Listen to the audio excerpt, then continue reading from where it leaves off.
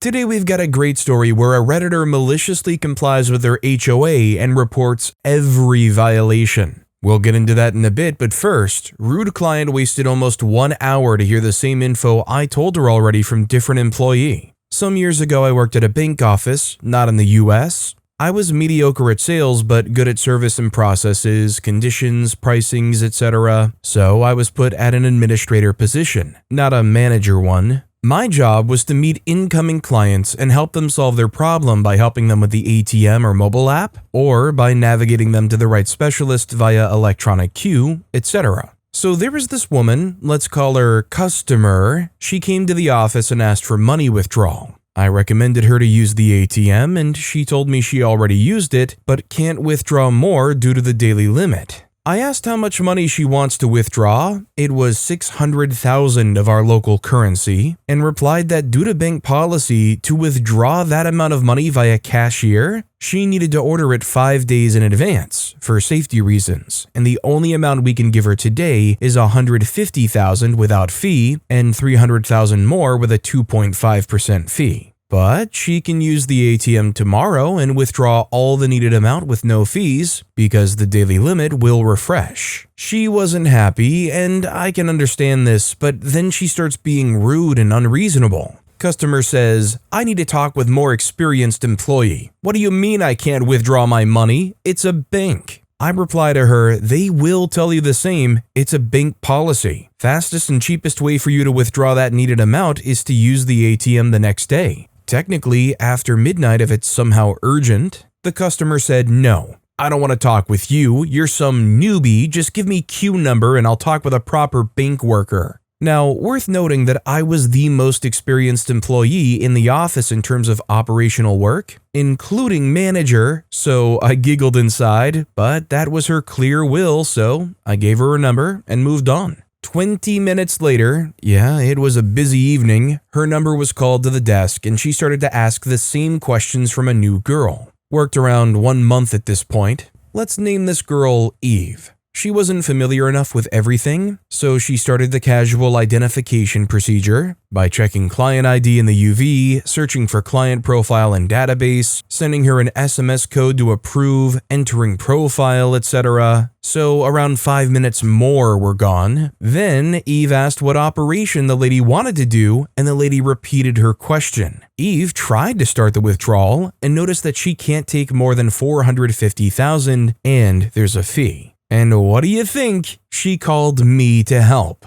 I walked around the desk and asked Eve what happened. Eve says, "Look, customer wants to withdraw 600,000 and I can't type more than 450 and there's a fee." I reply, "I'm sorry, I can't help here." Client insisted to have a more experienced employee to answer his questions and left back to my workplace. After that, there was some banter between customer and poor Eve trying to explain the same stuff while I typed everything to her in the work chat. Then she gave up and offered customer to talk with manager if she's unhappy. She waited 20 more minutes for manager and heard the same info I told her 50 minutes ago and Eve repeated 20 minutes ago. Today, she can have 150,000 for free and 300,000 more with fees. After midnight, she can have 600,000 with no fees via ATM, and in case of big withdrawals in the future, she needs to order the cash in advance. Customer left, furiously not looking at me.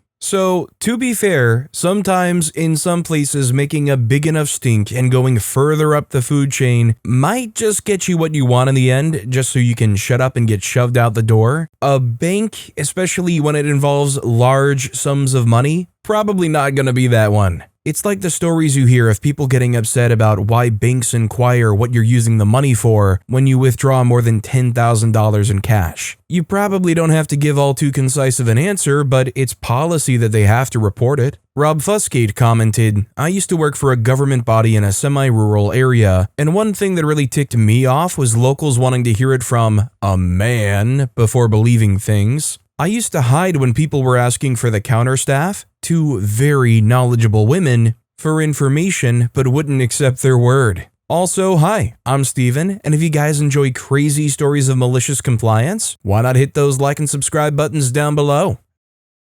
Our next story is, coworker didn't like my friend and I quietly chatting while working, made it her problem. I, 21-year-old female, work in a pharmacy as a pharmacy technician along with my friend. We were both chatting about next semester and what classes we were taking while filling medications when my older coworker, 41-year-old female, loudly shouts, "Let's play the quietly game with just you two and see who can go without talking for 25 minutes." Very rudely. All of my other coworkers were shocked as our talking wasn't bothering them and we had no patience at the time, so I decided to comply, but in her rigorous standards. I stopped talking to her, period. I only respond if talked to first, and only if it's about work. I also do not talk to her once clocked out, as she complains about fraternizing with higher members of management outside of work hours. She's a lead tech, so she's higher. She hates it. Keeps trying to talk to me, but I only respond with, "Is it about work?" and move on. She is the only one I do it to. It's fun. This coworker has a streak of being rude and overly harsh and not apologizing. It's nice to give her a taste of her own medicine. Most pharmacies call the people they help patients. It's a policy. You can ask most and they'll agree. Thank you. Edit, I think some of you guys are misinterpreting this. Our pharmacy is a loud one. We talk a lot, and so does she. She is a chatterbox just like the rest of us. That's why me not talking to her is upsetting her, even though she is the one who wanted it. Our patients love us talking and joking around and know that we're serious with patient care. Also, a lot of our bad reviews are because of her and another older coworker. She is a hard worker, but is rude to both patients and coworkers alike. Edit 2. Y'all are missing the point. This coworker is rude to everyone, not just me. That includes patients and coworkers. She also talks a lot. And our pharmacy would not have as good of ratings as it does if we weren't a talkative and joyful pharmacy. I was speaking quietly to the point that it shocked my other coworkers when she called me out.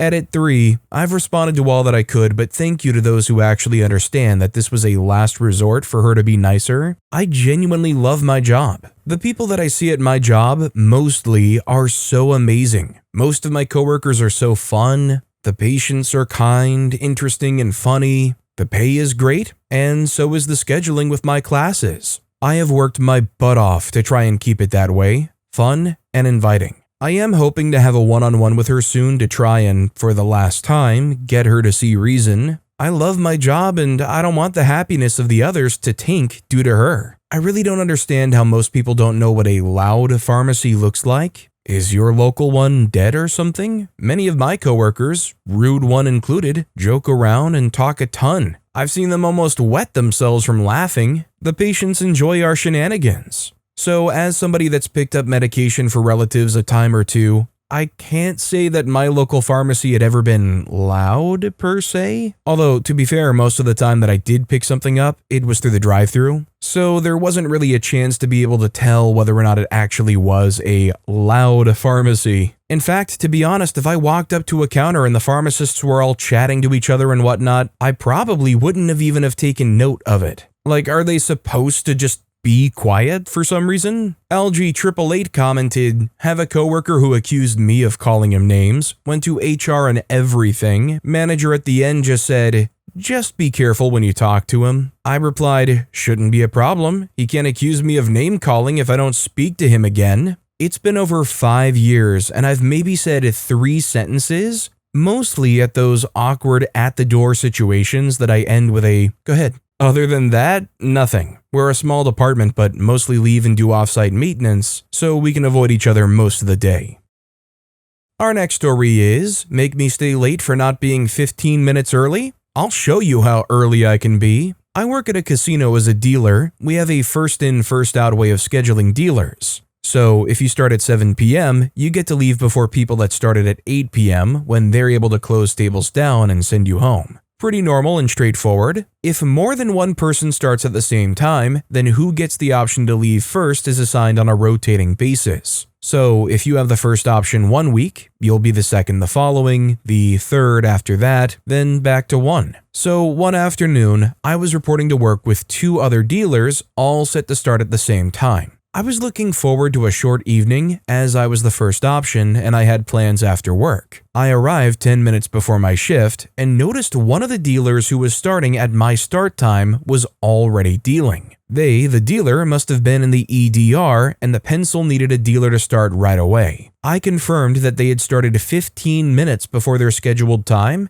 and they were the third option. Fast forward 6 hours and we had tables we could start closing. I'm stoked to get out of there when I look over and see the dealer that started early leaving before me. I pointed out that I was supposed to be leaving before her and she gave me a crap-eating grin and said, "Well, I started before you, so I have the first option." And then she just walked off all smug. I was super ticked and said something to the supervisor. He shrugged me off and said, "It's policy. First to start leaves first." Okay, game on. I knew this coworker had kids and had to wait for her mom to come over to babysit before she could leave for work, so she wasn't always early for her shift. I have no kids or obligations, so I started showing up 2 hours before my shift and just chilling in the EDR. I would let the supervisor know I was there in case they needed me to start early, which they always did because they would not refuse to open a table for lack of staff, knowing I was on property and available to work. 3 weeks of this, and I had held the first option on every shift I worked. The dealer, who was all smug about starting early, was getting frustrated and angry at me. Having to stay super late every night was wearing her down.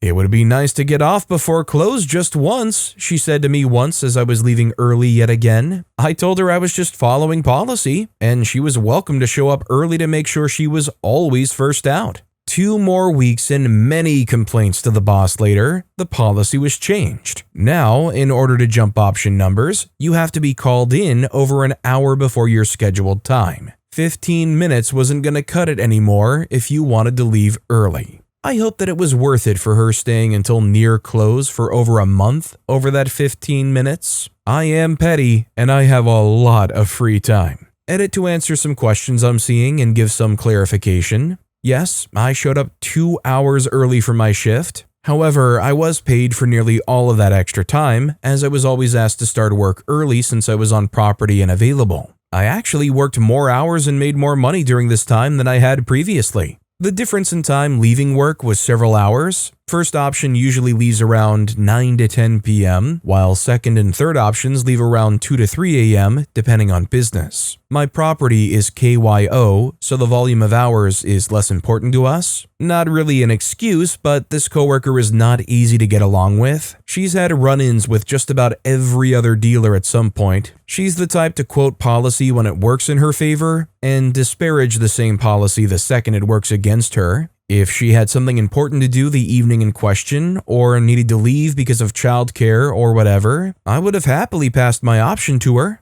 My plans weren't as important as something like childcare. It was the underhanded way she went about getting herself out early, combined with her snarky remark and crap-eating grin, that made me want revenge. We don't use an EO list because it actually created similar issues. People would come by several hours before their shift to sign it, go home, and then come back. People got upset, so management said you can't sign the EO more than 1 hour before your shift started. So nearly the entire crew would be an hour early and bicker over it. Then it was changed to you can't sign the EO until you're clocked in at your scheduled time and enter the pit. This resulted in people showing up an hour early and camping out in the line near the time clock like it was a Black Friday. So yeah, no more EO list. I feel this is malicious compliance because she was very eager to point out to me that the option number shifting was policy, and the supervisor said she was correct. I was just following policy as she did, just to a more severe degree. So apparently EDR, from what I can tell, means employee dining room. Depends what you've got going on and like if you can bring something into the EDR, like say like you've got a Steam Deck or a handheld that you're okay playing with, or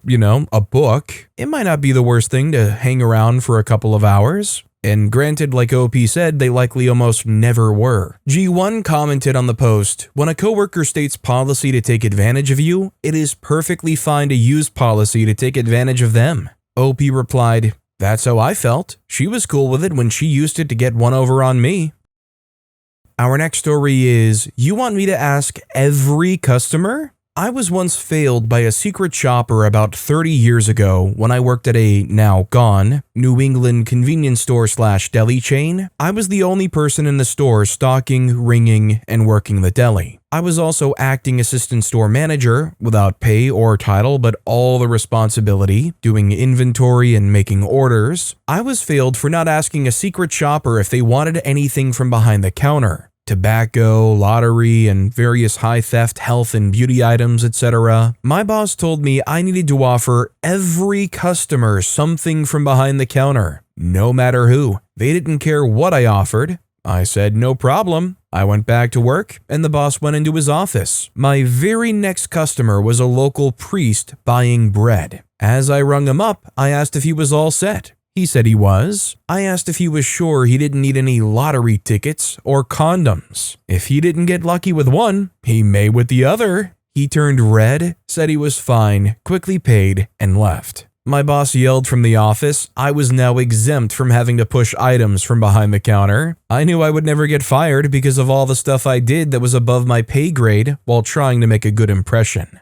You know what, I gotta be honest though, I was praying, no pun intended, that this story was going to end with them secretly going, yeah, give me one of both. Now, if it happened that way, would the manager have instead leaned out of their office door with 2 thumbs up? Kadiri90 commented, I thought a kid would be the next customer. Hey kid, need anything from behind the counter? Booze, smokes, condoms, lottery tickets? The fluffiest Redditor replied, one of each, thanks.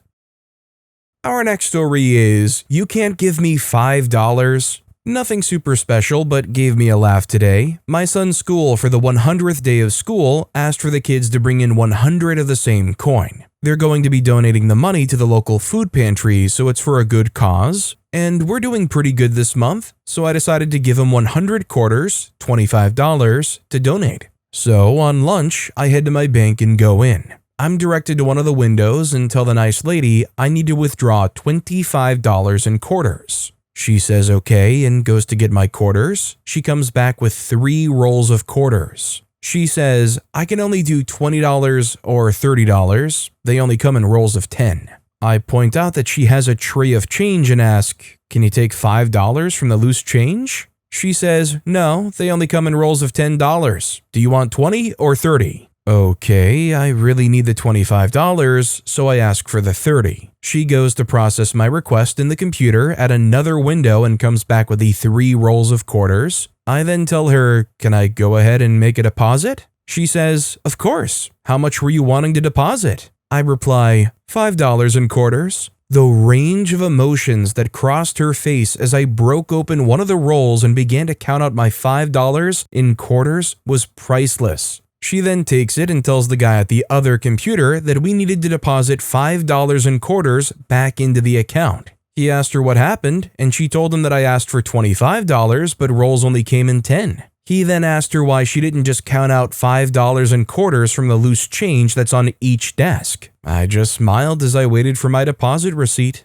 Well, John, the reason I didn't do it is because I don't want to have to do all that work. Or, alternatively, well, John, the reason I didn't do it is because I can't count. Whichever you, the listener, may prefer, take your pick, or suggest your own. Underground Noises commented on the post, I went into the bank to deposit a few $100 bills but needed a $10 bill back. Banker tells me he can't give cash back on deposits. I look him dead in his face and said, can you make change? Light bulb finally turns on. Oh, yeah, we can do that. Our next story is, you cannot use your allotted meal budget to tip. I travel a lot for work, and my company agreement is that I get a set amount for food every day. I don't have a knack for fancy foods, so I typically just get what I get and tip heavily to maximize the dollar amount. This was never a problem in the past until my company got acquired, and the new company is aggressively cutting costs. Someone from HR emailed me to tell me that I was financially on the hook for tips. I couldn't expense them anymore. So now, I just buy the food I eat from the grocery store, eat cheaply, and spend the rest on donuts and coffee for all of my coworkers everywhere I travel. There is a set budget for food every day. If you're going to be a penny-pinching POS, I will find ways to spend that money within our agreement to give to others. Next time, I think I'll feed the homeless. Need I remind my company that I'm doing them a favor by traveling because they don't want to pay full-timers in these areas? Don't be cheap. I have some friends who work a traveling job, and I know for a fact that with a lot of their per diem or their company credit card or whatnot, they just order on like Uber Eats and stuff. Could you imagine being in a situation where you feel almost obligated not to use Uber Eats or DoorDash because otherwise you have to pay out of pocket for the very deserved tip? If you were in a situation where there really isn't much other option than to Uber Eats wherever you're at, I feel like I would resort to leaving a giant note in the comments that's like, here's my company's information, they refuse to let me expense a tip. Clone Clem commented, is this a new item regarding expense accounts, or is your HR playing God here? I've traveled for business some 30 years and never had any tips challenged, or any other expense for that matter. Our next story is, HOA said every violation gets reported? Okay, every violation gets reported. I live in a townhouse community outside Boise, Idaho. We have an HOA, but it's usually pretty hands-off. Like, they deal with landscaping for the common areas, and that's about it. 3 months ago, this guy Marcus moved in 2 doors down and immediately joined the HOA board. Not even like waited to see how things work, just straight in. He's been sending violation notices for everything. My neighbor got one because her doormat was burgundy instead of brown or black. I didn't even know that was a rule. Another guy got cited because his car was parked 3 inches over his driveway line into the guest spot. 2 weeks ago, I get a notice. My son left his skateboard on our front porch. Apparently, recreational equipment must be stored out of sight. It was there for like maybe 4 hours. He had just gotten home from school. I asked Marcus if he could maybe just knock on doors for small stuff before sending official notices. He literally said, rules are rules. If I make exceptions, where does it end? Fine. I read the entire HOA covenant, all 47 pages that nobody's looked at since 2008. Turns out there's rules nobody follows, like no security cameras visible from the street. Marcus has a Ring doorbell. No decorative flags except US flag on specific holidays. At least 8 houses have those seasonal garden flags. Garbage bins must be stored in garage, not visible from street. Everyone keeps them on the side of their house. No vehicles with commercial signage can park overnight. The plumber 3 houses down has his company van. So I started filing reports. Every single violation I saw. I spent like 2 hours walking around with my phone, taking photos and filling out the online forms. Submitted maybe 30 violations in 1 week. The HOA president called me. She's this retired lady named Joan who's been doing this volunteer gig for like 15 years. She sounded exhausted, asked me what I was doing. I said I was just making sure all violations get reported equally. Rules are rules, right? She told me they've now got to send out all these notices because they're officially filed, and it's a mess because half the board members are getting cited, including Marcus, and people are ticked. Marcus came to my door yesterday. He didn't yell or anything. He just looked tired and asked if we could find a reasonable middle ground going forward. I said, sure, that sounds good. But now Joan keeps giving me these looks like I've made her life harder, and honestly, I kind of feel bad about that part. She didn't do anything wrong. Does anybody else feel like OP maybe went a little too far here? Like, obviously Marcus shouldn't have done what they did. Nobody wants that kind of person around in their HOA neighborhood. But then OP turned around and started doing the exact same thing. If anything, worse than Marcus did. I mean, OP did maliciously comply, that's in the spirit of MC, but was it the right thing to do? My cat Party House commented on the post, sounds like it's time to update the rules. OP responded commenting, I didn't expect Joan to call me sounding so stressed out. Like, I was mad at Marcus, but she's just trying to keep things running smoothly and I basically dumped a pile of work on her desk. My wife said I proved my point and should have stopped after like 5 reports instead of 30. Also, Marcus's Ring doorbell is still up, so I don't think anyone's actually enforcing any of the notices I filed, which kind of makes the whole thing pointless. But he has stopped sending notices about stupid stuff, so maybe it worked. I don't know, I feel weird about it. Our next story is, that time my mom upended the dress code for my entire school. When I was little, my mom sent me to a private/religious school. My family isn't religious, but they felt like I'd get a better education there, and when I switched to public school later, I found out they were right. I was pretty far ahead. This school had uniforms. Boys wore button-down shirts with the school logo and blue slacks. Girls wore jumpers. My mom hated cleaning and ironing these white button-down shirts every day. I was one of 4 kids. Kids play and get grass stains. The shirts were taking up a lot of her time. Finally, she gave up and bought a bunch of white polo shirts and started sending us to school in those. Admin had a conniption fit about it and brought her in for a meeting. They opened the dress code rulebook and pointed out that these shirts were missing the logo, so they were in violation. My mom looked over the rules and confirmed that the lack of logo was the only violation. They said yes, she thanked them and left, and the school probably thought it was over. Just to be petty, they sent a school-wide memo regarding the dress code. My mom took every polo shirt and stitched a homemade school logo onto them. It wasn't hard to do as the logo was just the school's initials. Admin was furious, but during the next meeting, realized their hands were tied. The memo piqued the curiosity of other parents, and they started asking my mom where she got the new school shirts. Apparently, she wasn't the only one sick of ironing and getting grass stains out. Suddenly, I wasn't the only one wearing a polo shirt to school. The worst part for the school was that, despite tuition being pretty expensive, they also had a kickback deal going on with a local clothing store for the uniforms. The store had a monopoly on the sales of those shirts. When the business started lagging, the store made their own version of the polos for sale. Eventually, the original shirts were phased out entirely. That was over 30 years ago, and my mom still loves telling that story. Edit, I'm cracking up at some of you calling my mom a Karen and clutching your pearls about the poor school losing revenue. You guys are acting like they had to put the school mascot down after they didn't make their nut on uniform kickbacks. I can assure you they were and still are making money hand over fist and doing just fine.